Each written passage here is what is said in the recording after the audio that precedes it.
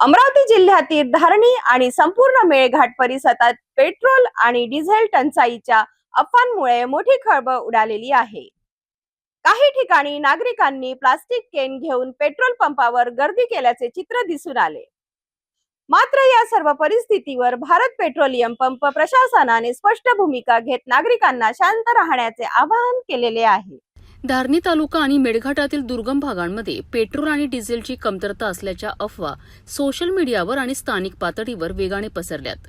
या अफवांमुळे अनेक ठिकाणी पेट्रोल पंपावर नागरिकांची मोठी गर्दी झाली. काही ठिकाणी लोक प्लास्टिक कॅन घेऊन इंधन साठवण्याचा प्रयत्न करताना दिसलेत.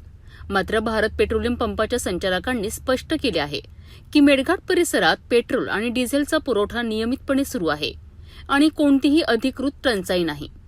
शेतकरी, वाहन चालक आणि दुर्गम भागातील नागरिकांना कोणतीही अडचण येऊ नये याकरिता पुरेसा साठा उपलब्ध करून देण्याचे प्रयत्न सुरू आहेत. अधिकाऱ्यांनी नागरिकांना आवाहन केले आहे की अफवांवर विश्वास ठेवू नका.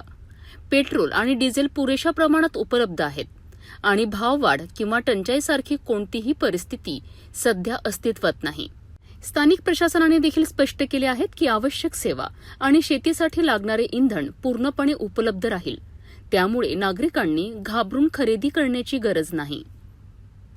हाँ, पेट्रोल और डीजल मिल रहा है, सबको मिल रहा है, लेकिन लोगों में होर्डिंग की एक भावना बन गई है कि डीजल नहीं मिलेगा, पेट्रोल नहीं मिलेगा, इसलिए जबरदस्ती जिसकी जरूरत नहीं है वो भी आके ना बोलता मेरे को डीजल होना, तो हम सबको दे रहे हैं और हमारी कोशिश है कि सबको बराबर सबको मिले, कोई टूटता नहीं है, कुछ नहीं है, डेपो से माल आ रहा है और वो हिसाब से हम बराबर दे रहे हैं.